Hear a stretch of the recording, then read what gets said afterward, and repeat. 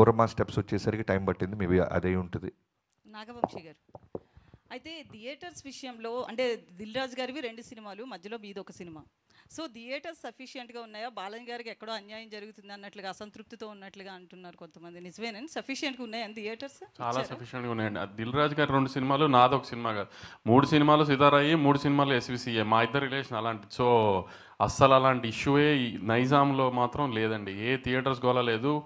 నేను అడిగిన థియేటర్, ఇంకా నేను యాక్చువల్లీ కొన్ని థియేటర్లు నాకు ఇది గేమ్ చేంజర్ వేసుకుంటాడని శిరీష్ అన్న అనుకుంటే కూడా అలాంటి థియేటర్ కూడా డాకు కేసారు ఆయన. సో అలాంటి ఇష్యూయే లేదండి ఎక్కడ. నాగవంశీ గారు, బాబాయ్ గారు, నాగవంశీ గారు సార్ ఇక్కడ సార్ మీరు ఒక ట్వీట్ వేశారు, సమరసింహారెడ్డి టైప్ యాక్షన్ సీక్వెన్స్ ఒకటి సెకండ్ హాఫ్లో ఉందని. అది ట్రైలర్ లాస్ట్లో షాటా, తలలేని విగ్రహం నుంచి వచ్చే షాటా? ట్రైలర్ లాస్ట్ షాట్ గాలి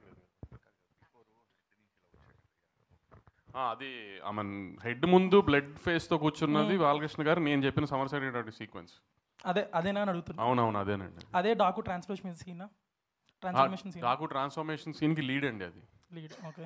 అండ్ ఇంకొకటి, యుఎస్ బిజినెస్ అనేది ఇప్పుడు ఇక్కడ ఇండియాలో బాగా హైప్ తెచ్చే ఒక థింగ్. బట్ రిలీజ్ అనేది సరిగ్గా లేదని ఫ్యాన్స్ అనుకుంటా ఉన్న ట్విట్టర్లో మీది దాకా వచ్చిందా?